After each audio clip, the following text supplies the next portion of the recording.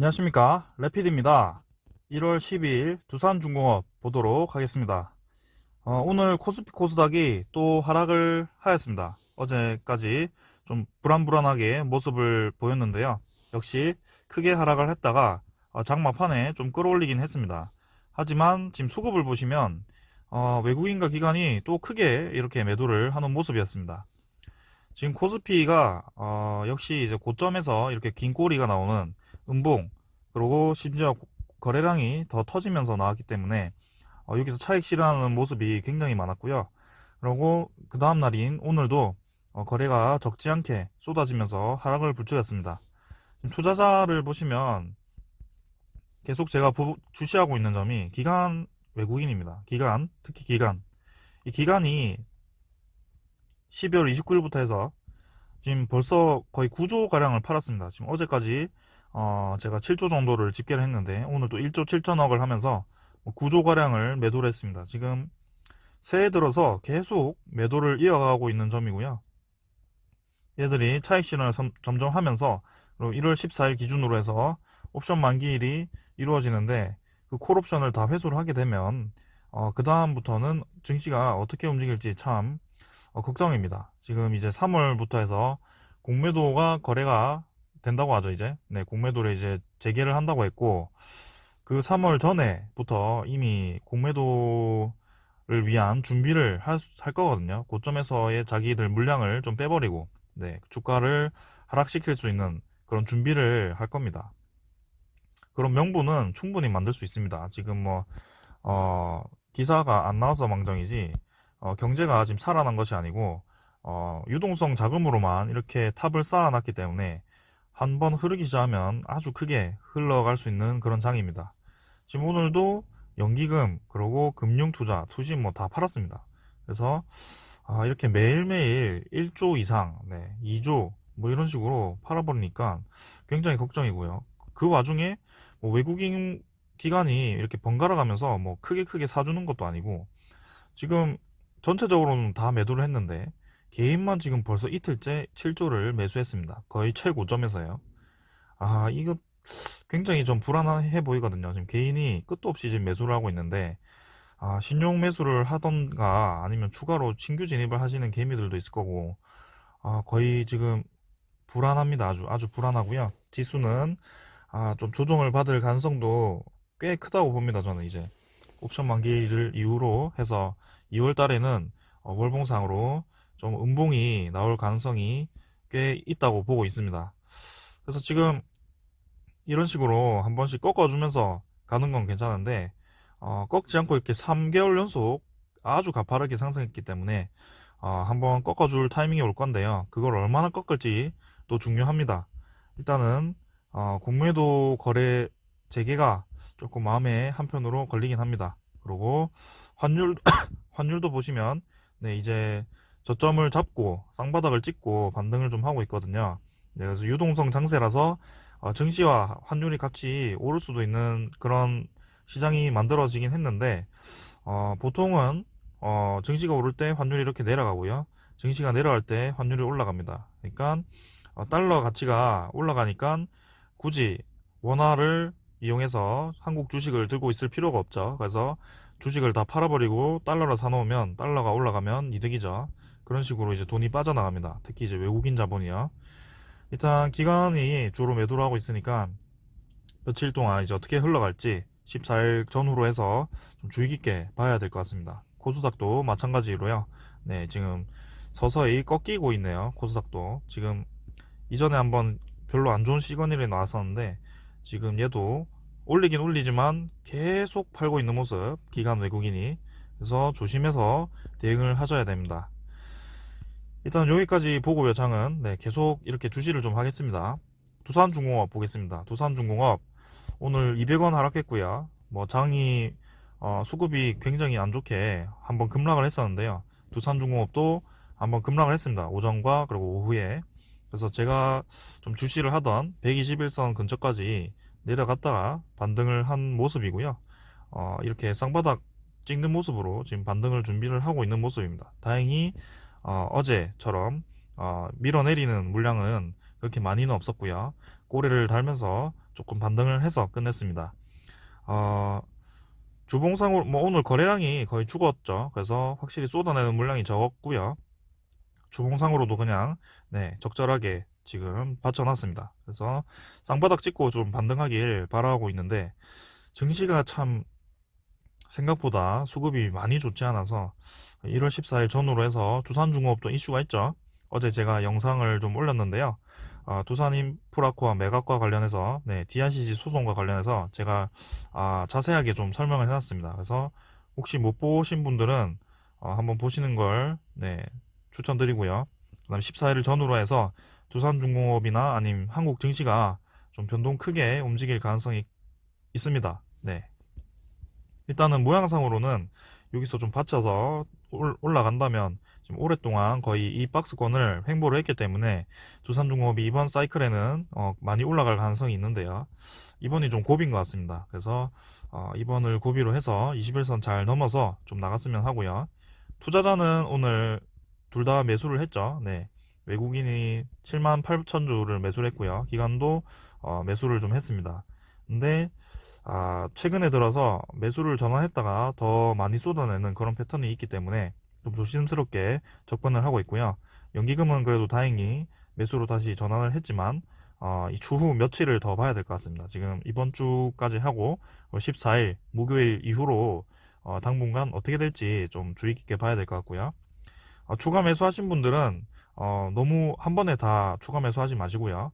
조금씩 매수하시길 바랍니다. 이 정도 12,800원 정도 근처에 오면 조금 분할 매수 하셔도 되는데요. 혹시나 만약에 증시가 진짜 엄청나게 폭락을 해서 이 저점을 깨버릴 수도 있거든요. 그래서 그때는 좀 많이 내려갈 수도 있습니다. 그래서 12,000원, 13,000원, 12,500원 많이 내려봤자 이제 12,500원까지 저는 생각을 하고 있는데 정말 많이 내린다면 여기 11,800원 정도까지도 하락을 할 수 있습니다. 그래서 최악의 상황까지 좀 생각을 하면서 지금 대응을 하는 게 좋을 것 같고요. 지금은 어제 제가 좀 봤던 게 두산중공업의 대차장고가 그래도 계속 줄긴 줄고 있습니다. 줄긴 줄고 있는데 대차장고 이외에 또 본 게 있습니다. 지금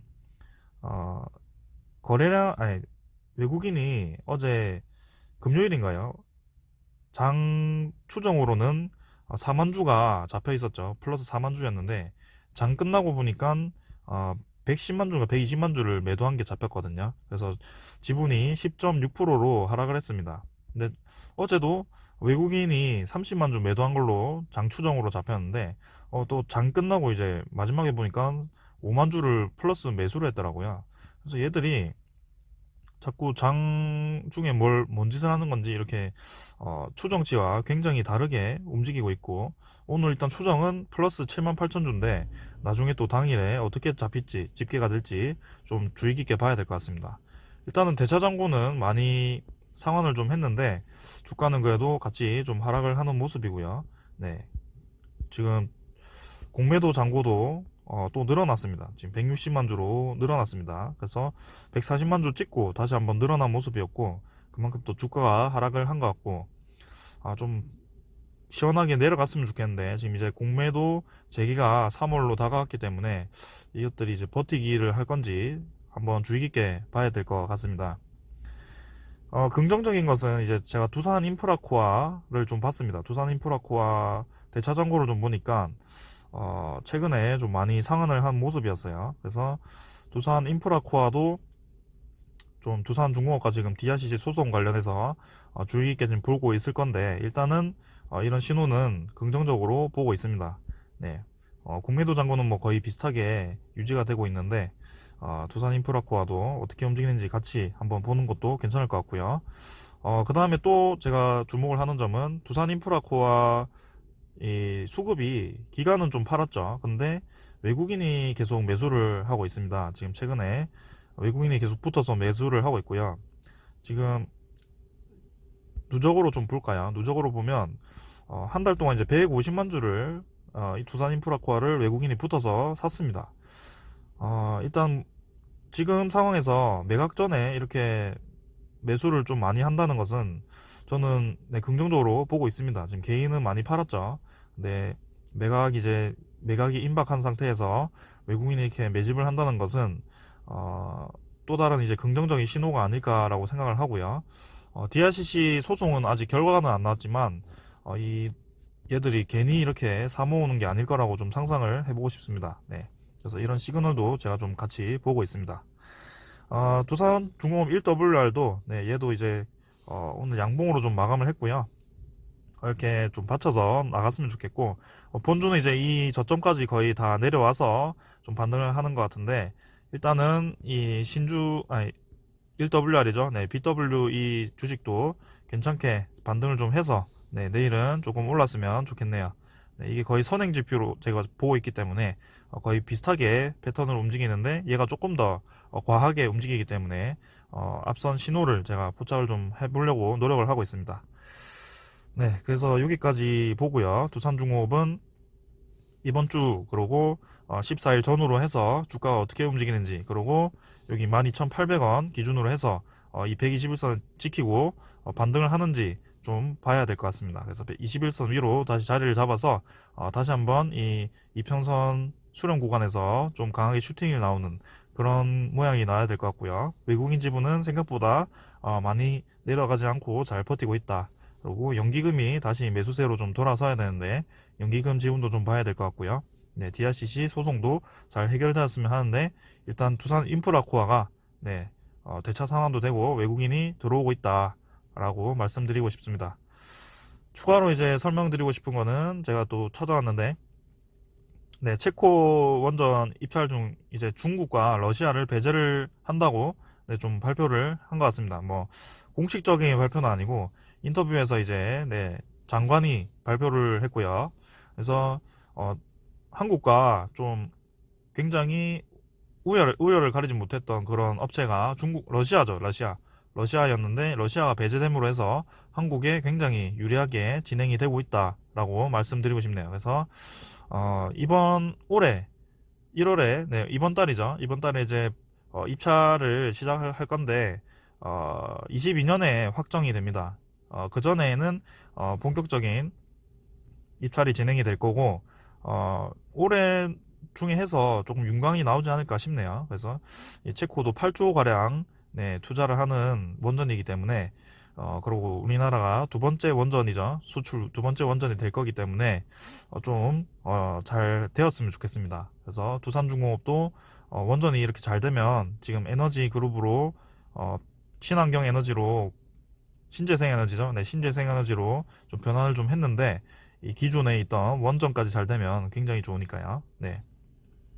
그 다음은 이제 두산 팝켓이 유럽 판매망 확대하면서 네, 미국에서도 지금 두산 팝켓이 올해 잘 나간다고 제가 저번에 설명을 드렸었는데 유럽으로도 판매량이 확대가 되고 있다고 합니다. 그래서 두산 팝켓이 인프라코어가 만약에 매각이 된다고 하면 어제도 말씀드렸죠.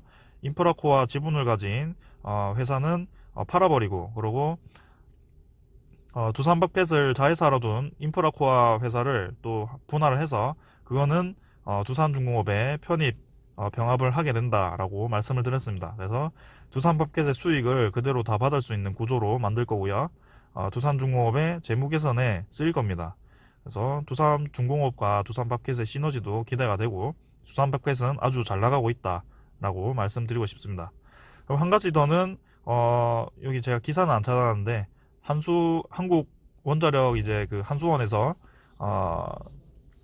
신한울 3, 4호기 연장 신청을 했죠. 그래서 그 연장에 무게를 좀 두고 있는 상황입니다. 그래서 그 연장이 안 되면 한수원이 신재생에너지 사업을 2년 동안 못 하기 때문에 어쩔 수 없이 지금 연장이라도 좀 해놔야 될 것 같고요. 연장을 한다고 해서 바로 원전이 실행이 되는 거 아닙니다. 그래서 그래도 두산중공업이 5천억을 들인 그 사업이 완전히 폐지되지 않고 다음 정권으로 넘어간다는 점에서 최악의 악재는 넘겼다라고 말씀드리고 싶습니다. 그래서 두산중공업 저는 좀 장기로 봤을 때는 많이 오를 수 있는 종목이라고 봅니다. 그래서 최근에 좀 신규 진입하신 분들이 많으실 거라고 보고요. 저도 그렇고요. 조금만 더 봅시다. 지금 증시가 많이 쏟아지지 않는다면 좀 잘 버티는 선에서 올라가길 바라는데요. 저는 개인적으로는 이제 많이 올랐던 종목 사실 중시가 3,000포인트 가면서 거의 삼성전자, 그리고 현대차그룹, 그 다음에 SKI 같은 2차 배터리주 이런 게 많이 올랐기 때문에 조정을 받을 때도 그 위주로 좀 하락을 하는 게 맞다고 보는데, 오늘 조정을 좀 보면 그렇지는 않았습니다. 그래서 조금은 경계를 하면서 보고 있고요. 이 두산중공업은 그래도 좀 잘 버티는 모습이었으니까 다시 한번 외국인과 기관 물량이 받쳐줄 때 힘을 받아서 2차 상승을 하지 않을까 싶습니다. N자로. 네. 그 지점을 좀 노려보겠습니다. 꾸준히 지켜볼 테니까 계속 지켜봐 주십시오. 두산중공업 오늘 리뷰는 여기까지 하겠습니다. 감사합니다. 도움이 되셨다면 구독과 좋아요 부탁드릴게요. 홀리